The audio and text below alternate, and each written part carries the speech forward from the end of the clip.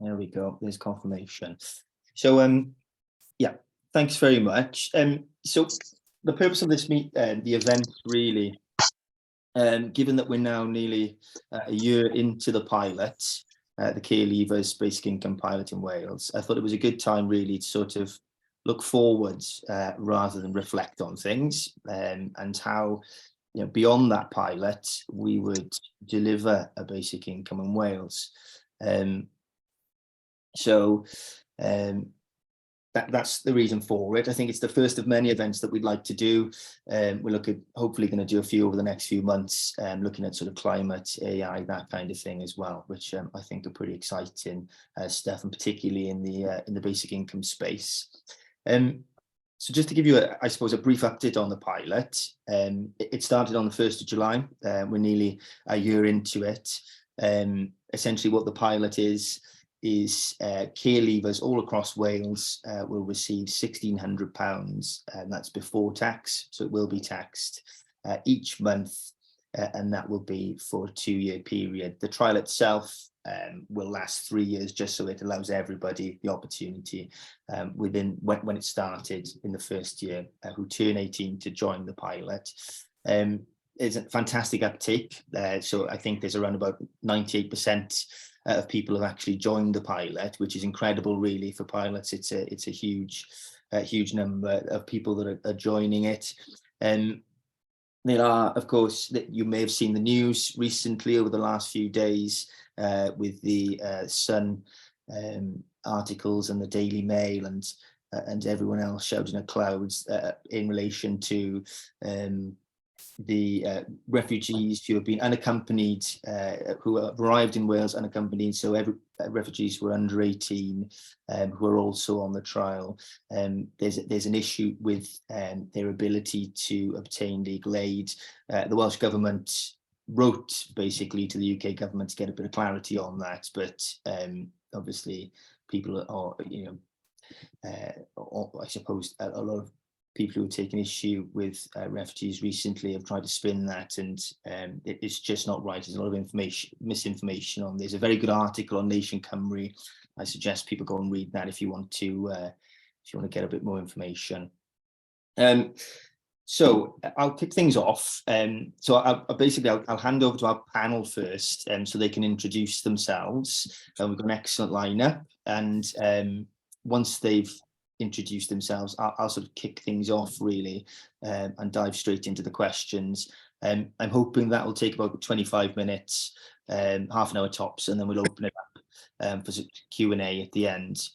Hopefully then we can wrap things up at about 8 o'clock so everyone can enjoy the rest of their evening. So Ben, I'll start with you because you're first on my left. Sure. Yeah, go ahead. Well, thanks very much for tonight, Jonathan, and thanks for having us all. My name is Ben Gwalchmai, and I'm the co-founder of Labour for an Independent Wales. I was a Senedd candidate in 2021, and I've long thought that the social security system needs a massive change, because I grew up as a benefits kid, free school meals, etc. It's also the position of Labour for New Wales that UBI should be considered absolutely as a necessity, but also as a bridge to eventually universal basic services. And that's an interesting sort of secondary conversation we might have in the future as well. And that's probably enough for me for now, but thanks very much. Diolch yn fawr, Ben. Jane, over to you. Well, noswaith dda, pawb. Good evening, everyone, and thank you to Jonathan again, because Jonathan has been an amazing advocate and does this in his spare time, and I don't know how he does it, to be honest, so thank you. Diolch yn fawr iawn. So my name is Jane Dodds. I'm a member of the Senedd for Mid and West Wales. I'm also leader of the Welsh Liberal Democrats.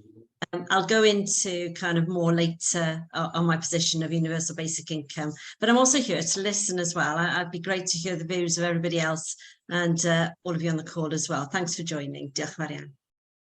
Diolch, Jane. Anthony, last but not least, over to you.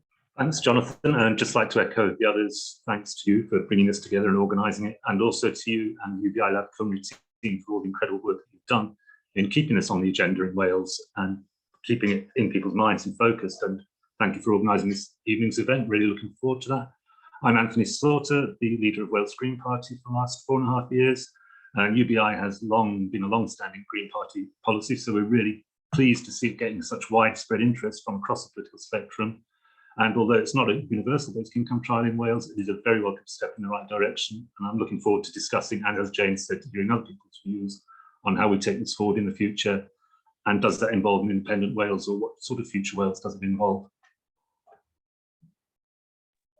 Thanks very much, guys. So I suppose, as I said at the top, really, the reason why I wanted to do this event was to sort of look beyond the pilot. And I suppose the pilot that we've had in terms of care leavers, we've got that because of the limitation of powers that we've got in Wales. It was really the only type of pilot that the Welsh Government could deliver.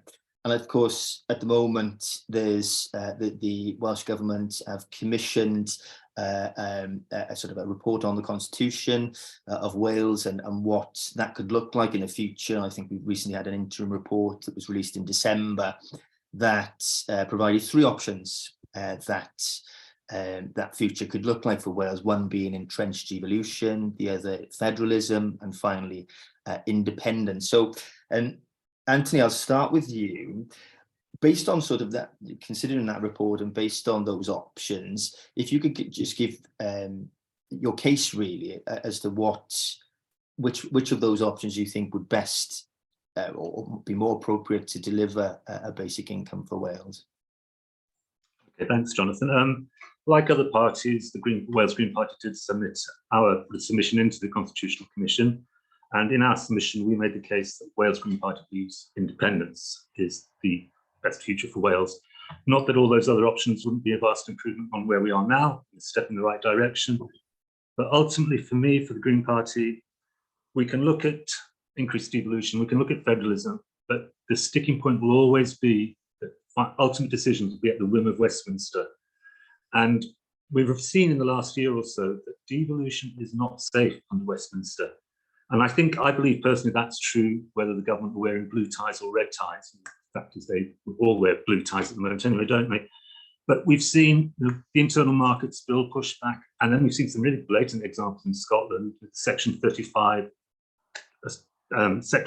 take on the Gender Reform Recognition Act, a serious interference with devolution, the interference with the deposit return scheme, and as you said in your introduction, what the pilot that the Welsh Government has done, which is very welcome, and they're to be congratulated on doing it, and UBI Lab Cymru to be congratulated on pushing them to make it as extensive as possible.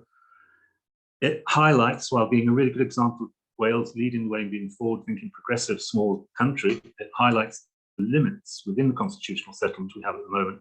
And I just strongly believe that we will never have the power that we need to introduce things, progressive policies like UBI, 4-day week, increased workers' rights, increased environmental protection. I do believe, and Wales Green Party believes, independence for Wales is the best way of guaranteeing those. Thanks very much, Anthony. Jane, over to you. Thanks very much. Yeah, thank you. So I think there's some really interesting things here. You won't be surprised to know that the Liberal Democrats want us to remain as a United Kingdom. We want us to be bigger.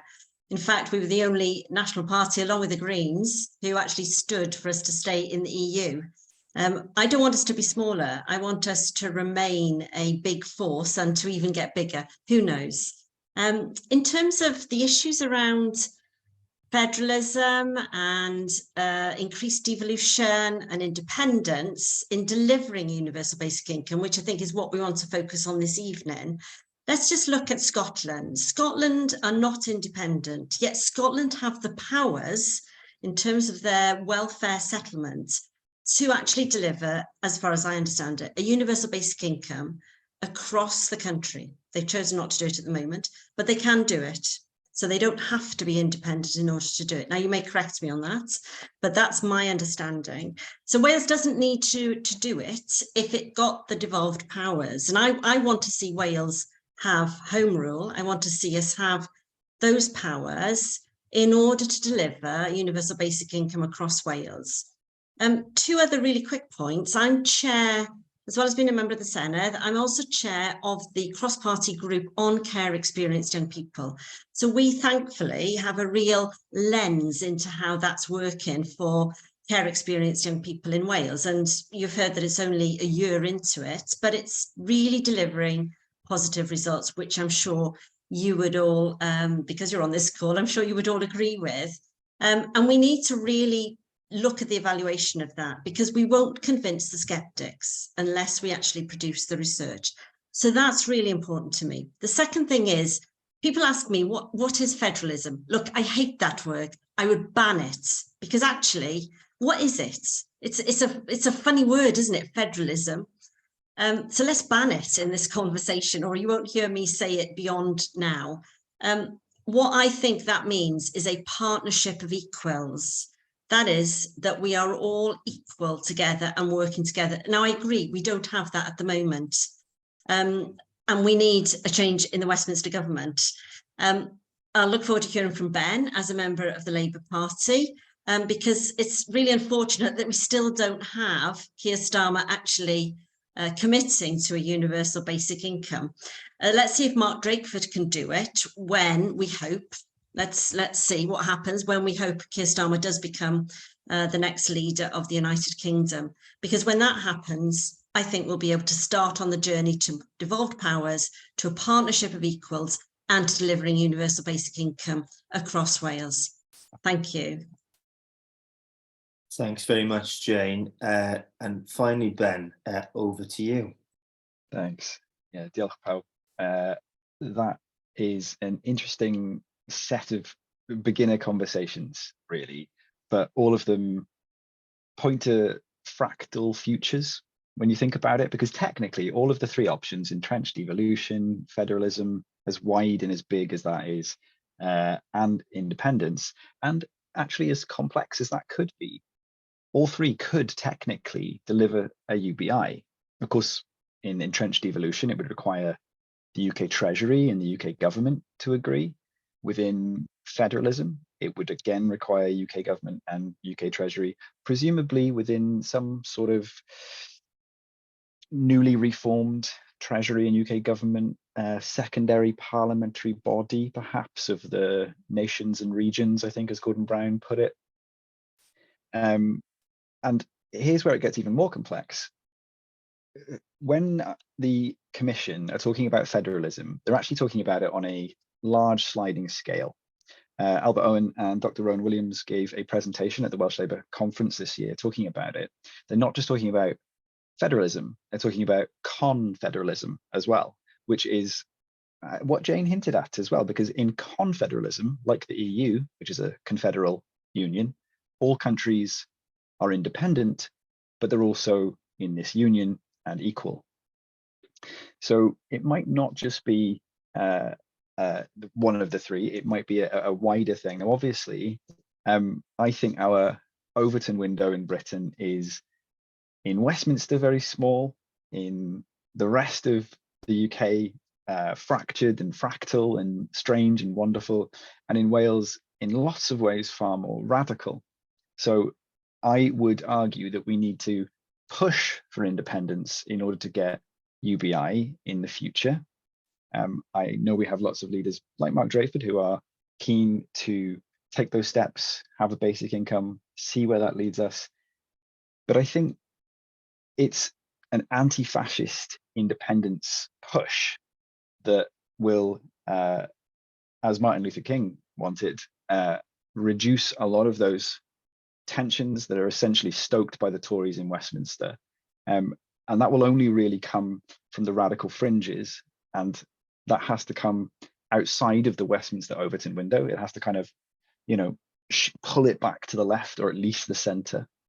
And therefore, I would argue independence in direction, but if we end up in confederalism with a UBI that can be chosen by each of the nations, and whether there's still some form of pooled money for various options, hopefully very little, hopefully Wales has all the control it needs and its own central bank, because of course that's an important part about a universal basic income as well, then we can get there. But the The Westminster system will not allow it anytime soon. Thanks very much, Ben, and thanks to everyone for their contribution there. I was going to open it up later on, really, but I think a lot of you brought up some really interesting points. So I'm just going to give people an opportunity now, perhaps if they wanted to maybe ask a question, or if you want to keep it until the end, that's absolutely fine. Anybody want to ask a question about that? Go for it, Dave. That's right, Pa. I practice my Welsh and all that. Dave, doing gweithio Beaverscoil, Salford. Now, I used to work at Bangor University. Used to do a lot of work on food poverty and food banks across Wales, which is where I've met Jane before. So, as somebody who used to live and work in Wales, and somebody who's really interested in basic income, I'm now living and working in Manchester. I've always been interested in the devolution aspect of Wales. What would stop me moving back to Wales simply to become a beneficiary of basic income?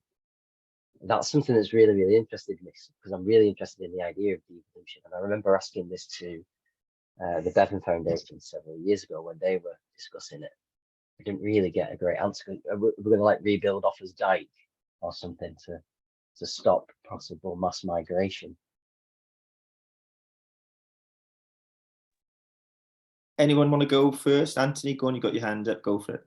Yeah, that's a really good point. I just want to touch on the points about confederalism as well, because to me, to the Greens, it's almost a given. No, we're not talking about independence of Wales in isolation, or independence of Scotland in isolation. We are going to have to do a lot of work on how the four nations of the UK work together post-independence. But as Ben's touched on, trying to get any level of cooperation from Westminster government right now or in the near future just isn't on the cards. The border question comes up very, very often, and our vision of independent Wales is a cosmopolitan, welcoming Wales. And there's a lot of work and a lot of detail to be worked out, and lots of different groups are doing that. We're doing it. I'm also working with the Mellon Trafford think tank, along with Labour for Indie Wales and Plaid Cymru and others, on starting to answer these questions. But our green vision of Wales would be open and welcoming. There's obviously, that's where you need the sort of focus on how we relate to the other nations of the UK post-independence, because yes, you do create a situation where you've got UBI on that side of the border. Obviously, it's attractive to people on this side of the border. So it's a really good question to highlight, and something that needs a lot more thought. Go on, Jane, did you want to jump in? Yeah, can I come in? Nice to see you again, Dave. I hope you're enjoying Manchester. Yeah, I mean, in terms, I don't support independence, but for me, Wales, there shouldn't be a barrier to anybody coming to live here at all. So if people are coming here, and one of the issues is that they will be able to get universal basic income and that will help their lives, then that's brilliant, fabulous. We need to open up to anybody coming here. I would like to go back to Ben, if I may.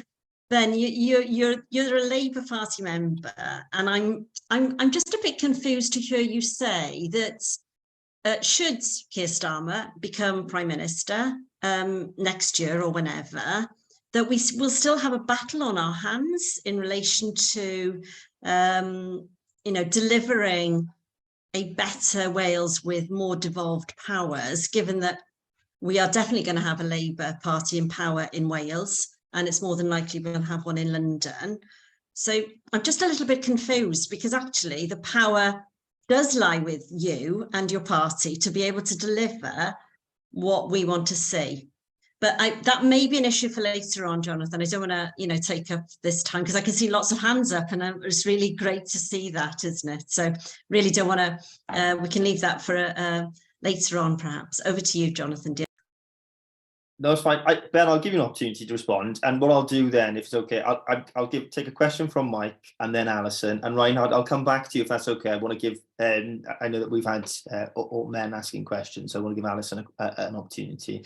But Ben, I'll give you a chance to come back at that. I like a debate, so go for it. Sure. Thanks. Yes, so as anyone aware of Labour politics will know, that there are large parts of the Labour Party. It is a very big tent. At one point, it was the biggest socialist or left-wing, centre-left, social democrat, democratic socialist, however you want to call it, was the biggest Labour Party in Europe. And as such, of course, there are ideological competitions. This year, through its members and through different CLPs, Labour for Indie Wales was able to encourage and apply pressure, and I personally asked Jack Sargent to speak in favour of a motion which would see the WEC, the Welsh Executive Committee, talk with UK Labour about officially further devolution of the party rulebook. Now that would give Welsh Labour essentially, down the line, if we get the entire rulebook, it would give us complete policy autonomy. Now, that motion passed, so we are on the way to complete policy autonomy.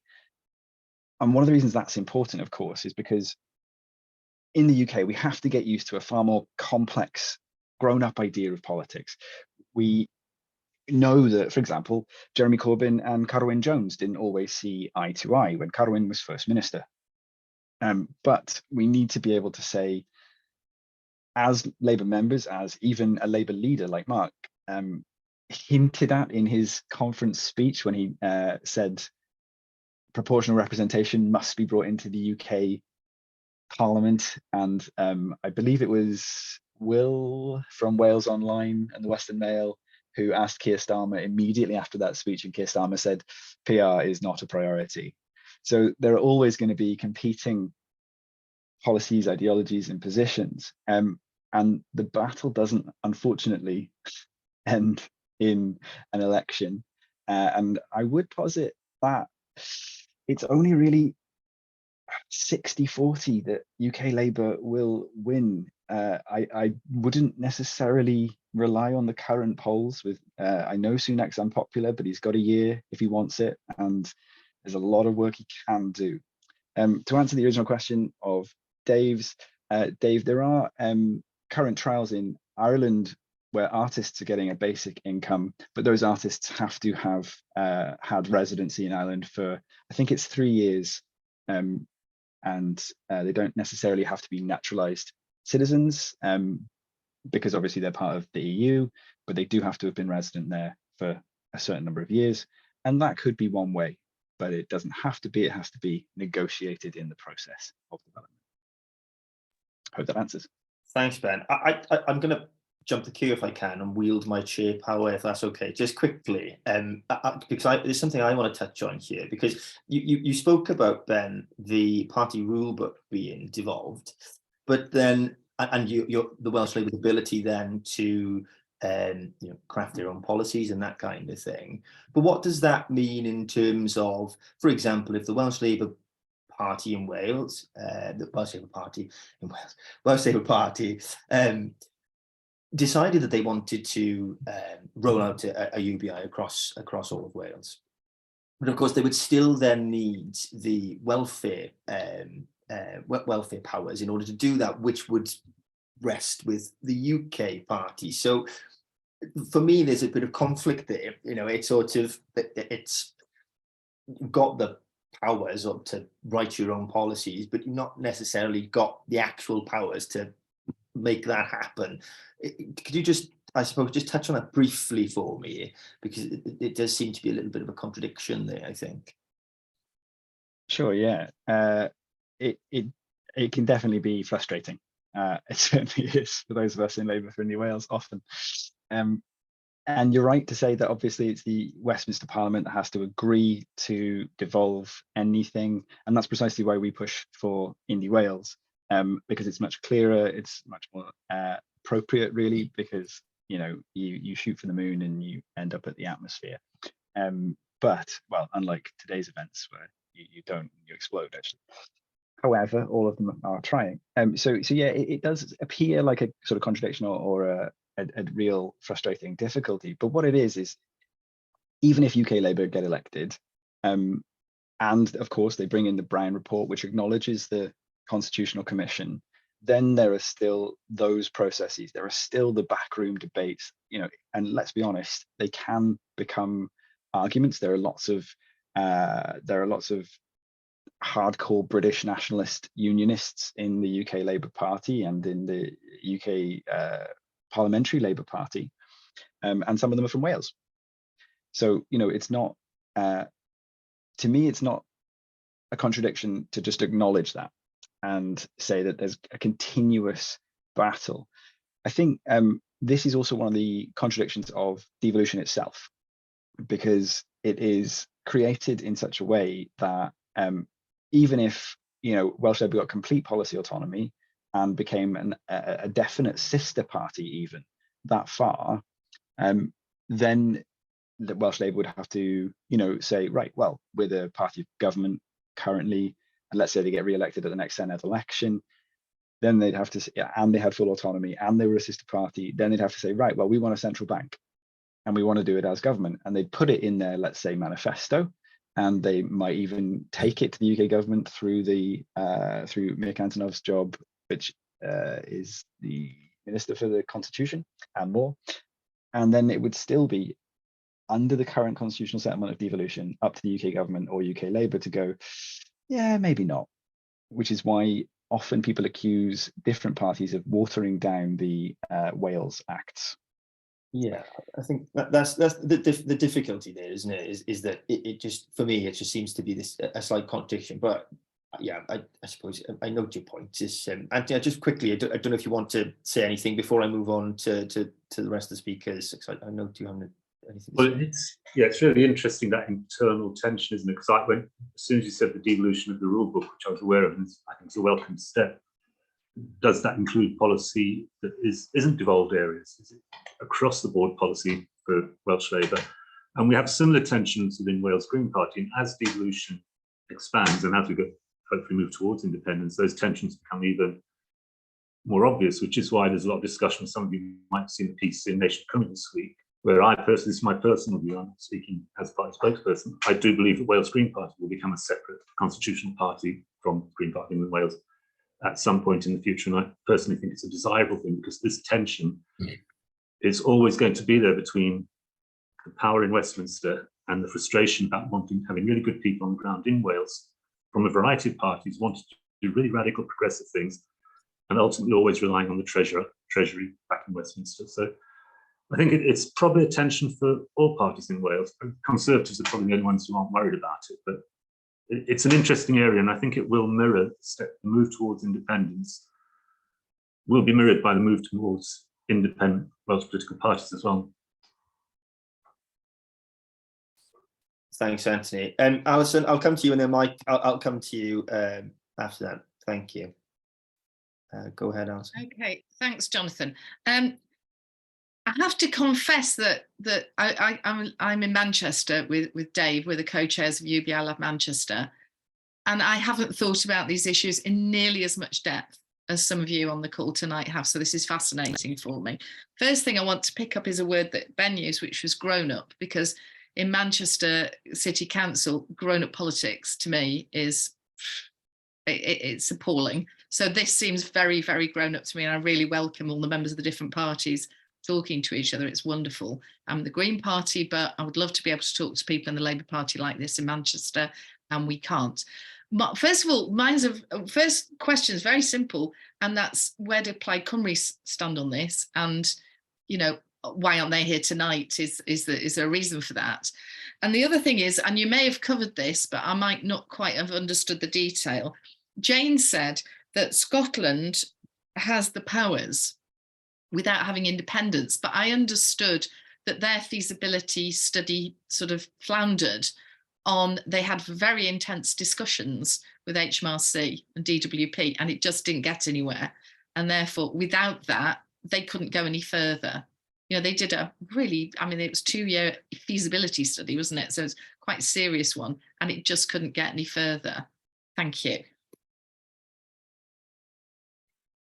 Jane, do you want to go ahead on that one? I can perhaps touch on some of the points in relation to the Scottish issue, but if you want to go then by all means go for it. I stand to be corrected here. It's lovely to see you, Alison. And yeah, thanks for all the work you do as well. My understanding is that there are further devolved powers to vary welfare payments in Scotland. So they have the powers to vary welfare payments across the Scottish population. I don't know the study in detail, although I recall it vaguely, so I'm not going to pretend that I can remember it all. And Jonathan, I'm sure, will come in here. But my understanding is that that gave them the potential to deliver a minimum income. They called it a minimum income. Now, just to touch on, the big issue, as I understand it, was the cost, and that it would fall to Scotland, in essence, as it has done in Wales, to fund the cost of the pilots to our care experienced young people. Wales pays for it all. They get nothing from the UK government. So that's my understanding of what happened in Scotland. But Jonathan will correct me, and I will potentially have to eat my words. But that's my you won't have to eat your words, Jane. You're fine. I think there's two strands to it. Essentially, that Scotland. So we don't have any of the powers in Wales in terms of benefits, but you have the powers over the administration of benefits, which essentially allows you to distribute benefits in a particular way. But then there's further powers. My understanding of this is, and I'm sorry if I'm wrong on this as well, I'm not an expert, but you also get then further powers, which allows you to completely rejig the benefits policy itself then. But I think there's a further strand to that, in that in order to deliver a basic income, not only do you need the powers over benefits and all the rest of it, but you have to have tax powers as well. And it's not just necessarily tax raising powers and that kind of thing, but the ability to introduce new forms of taxation as well. So, for example, climate taxes, to carbon taxes rather, and a land tax, which would be something very interesting for Wales, given that there's so much wealth within land in Wales. I think that would be something that would be very interesting, and one which would be more beneficial to Wales, rather than, for example, raising income tax in Wales, because there's not a great deal of people who are earning that top bracket of tax in Wales in comparison to the rest of the UK. So I think that's the issue really, and Jane's quite right, is that it all boils down to cost, and that's why you need the ability to introduce these new taxations and that kind of thing as well. So I hope that answers a little bit about Alison, but I confess I am not a expert on that. Go on, Jane, sorry. You want to just respond to Alison's question about Plaid Cymru and why they weren't invited, or maybe they were and they're not here? No, it's my fault. So this is who I've invited. So yeah, I'll take the flak for that one. But yeah, it's they were supportive of UBI throughout the campaign, in the run up to the election campaign. But yeah, I suppose I don't think anybody wants to outline their position on it. We'll get them on next time. Could I comment on, well, not just on Plaid, but on Alison's comment about grown-up politics as well? My understanding, because we have worked quite close on a local level, Cardiff elections, they are fully supportive of UBI, is their policy. And I don't think any of us have got any doubt about their policy of independence. I don't need to worry about that. But the comment on grown-up politics is really, really good. We had a very good summit in Swansea a couple of months ago, organised by Melyn Draffod, which is an independent progressive think tank, which has brought together Labour for Indie Wales, Wales Green Party, Plaid Cymru, and non-political party organisations as well, working on what a progressive independent Wales looks like. And it was a really, really good day, different panels, breakout rooms. And the final panel of the day, we had Robin McAlpine as one of the speakers from Commonweal in Scotland, who's been doing a lot of campaigning about what an independent Scotland would look like, and a lot of work on that. And the first thing he said was he loves coming to these events in Wales. He said it's just so refreshing. You all like each other, you all talk to each other, and no one has said, we're at 3 o'clock in the afternoon, no one has mentioned bloody referendums yet. You're just talking constructively and creatively about independence. I think it is something that we do have in Wales, that ability across the progressive left to work together and cooperate, because the challenges that we face, and to which we believe independence is part of the solution, are so big that we need that. We need to be talking to each other. We need to be working with each other. Thanks so much, Anthony. Alison, does that answer your questions? Is that okay? Yes, that's great. Thanks very much.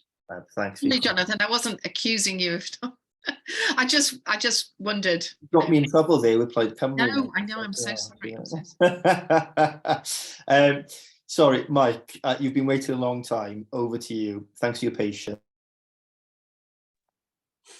Hi everyone. Mike, I think we can all agree that, like, under a Conservative government, especially the current Conservative government, that Wales doesn't stand a chance of getting more devolved powers or getting anywhere near independence or federalism or anything like that. So I was just wondering, what do people think are our chances under a Labour government? Do you think we have got more of a chance if we were to get a Labour government at the next general election?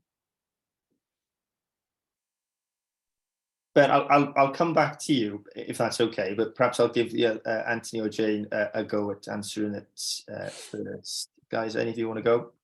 Just really quickly, but I know we've got limited time, and it'd be great to maybe take a few questions. I don't know what you think, Jonathan, at the same time, and then we can take them all. Otherwise, you know, I do really want to hear from the others. I think that's a good idea. Yeah, is that all right? If we just take them all together? Brilliant, thank you. No, you've done this before, Jane. So, Mike, we'll come back to that. Reinhard, you've been waiting patiently, and then Bobby, I'll come to you if that's okay.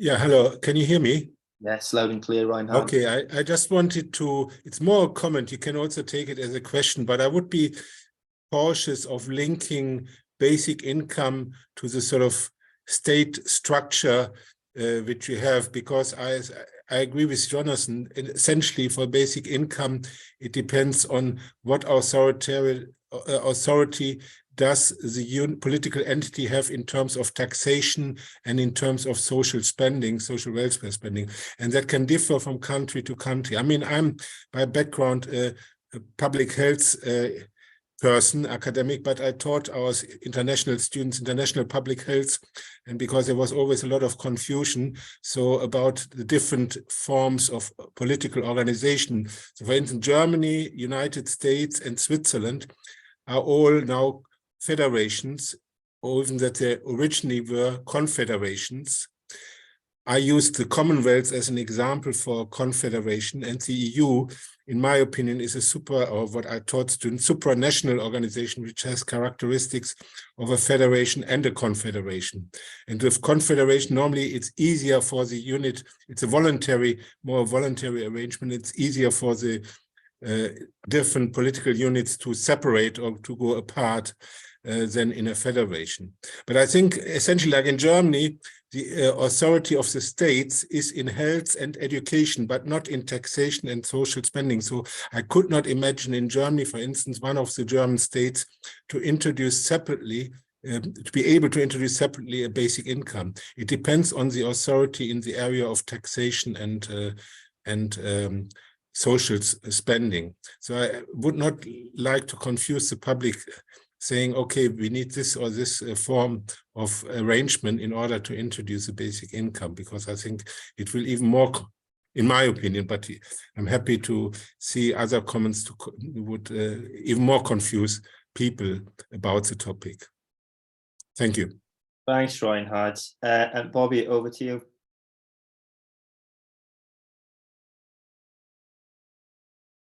Hiya, thanks. I'm coming from things from a kind of a different point of view. Sorry, I don't really get, I get the politics and I know who I vote and all that kind of stuff, but I'm coming from it from the point of view of a citizen who's trying to activate their rights and responsibilities. I'm also an unpaid carer representative, and I've recently become a special guardian. Now, one of the things that interests me was, well, two of the things that interest me was the care leavers. I thought that's a brilliant, way to start off. Looking at how a project like this, well, project, you know what I'm saying, the UBI can impact on the lives of people. And I think the care leavers group is quite a sensitive group to pick. So that's great. The other thing was, what did I put? It's a shame that propaganda has the ability to impact on the most vulnerable groups of society, you know, as well, you know, your opening comment about the news. I'm thinking that, you know, as an unpaid carer and as a kinship, you know, carer, we are some of the most marginalized and impoverished groups, but we tend to be the ones who are holding up the welfare state, you know, so it's difficult for me to think of things in terms of grown-up politics and Confederate and federalism, you know, when I'm preoccupied with what's happening on the ground, and when something like this can get going for all the people, really. A progressive independent state for me looks like the principles of activated citizenship, of ownership, of co-production, of the reason why, you know, as representatives, you know, you guys are in the positions that you're in, making decisions on behalf of the people. I hope that doesn't sound too contentious. You know, I'm not trying to aggravate. I'm saying that kind of, yeah, you know, can we put the people in it as well as looking at the politics, please? Thank you. Thank you very much. Jane, I'll start with you. If you want to touch on any of those questions, then go for it. You're on mute, Jane. Got it. Start off with Mike. Thank you for that question, Mike. Yeah, I mean, it still does come back to hearing about Labour and, you know, sorry, Ben, you're under the spotlight again, because actually my view is that we need the government's permission for an independence referendum. And if you're saying that even with Labour in power, they would not give us the potential to deliver UBI, then why is it that we should also think, if you're a supporter of independence, which of course I'm not, that Labour would give us the capacity to have a referendum in Wales on independence? So I guess it's, you know, it's just a very quick answer, Ben, yes or no, perhaps later on. Why is it that you think we would get permission from Keir Starmer to have an independence referendum, given you support it, but we wouldn't get the capacity to deliver universal basic income? That's what, so, you know, I'll answer them in turn, if I may. Reinhardt, great question. So the position in Wales is that we have tax raising powers. They're given to us. We have them right now. The problem is that we don't have the powers to vary the tax bands. And so it really doesn't make it worth our while imposing different tax expectations within the 3 bands that we have, because actually the money that we would raise wouldn't be very much, but we already have that. We already have that. And to be fair to Plaid Cymru and myself in the Senedd, we have always asked the Welsh Government why it won't look at raising taxes through our varying, through our powers right now, in order to, for example, pay our health workers more, because we can't, that's what we have the capacity in Wales to do. We've got the powers to pay our nurses more, to negotiate with our doctors and our teachers. Therefore, why aren't we doing it through our tax system? So we've already got that. We just need the power to have more tax bands. And finally, Bobby Joe, you do an amazing job. Thank you so much. If you don't know my background, I was a social worker in child protection for 27 years before I became a member of the Senedd.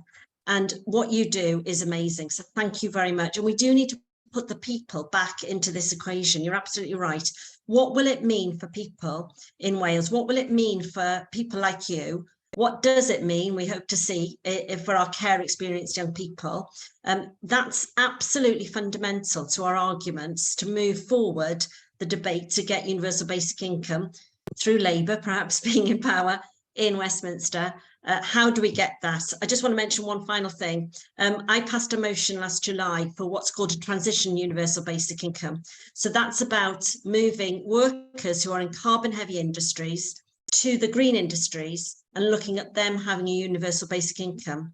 That's what we call a fair transition. We had a lot of help from Jonathan at UBI Lab Wales.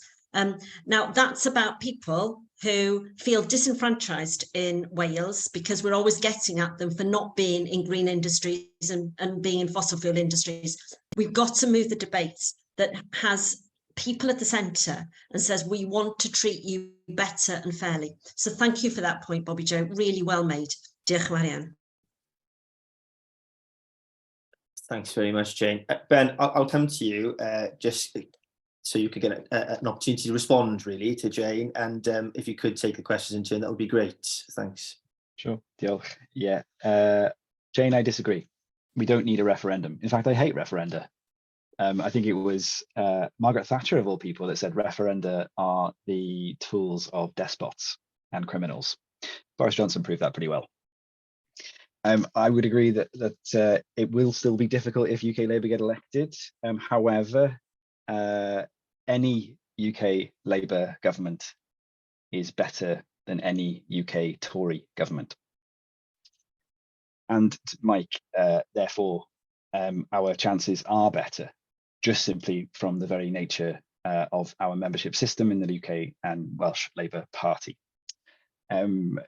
To go into the sort of taxation questions, unfortunately, UK government have stopped Welsh government from raising taxes.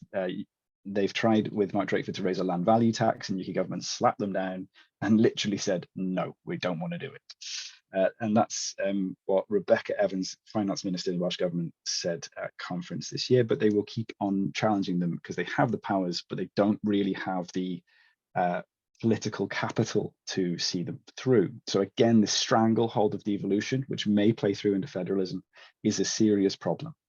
Do we need a nation state to deliver it?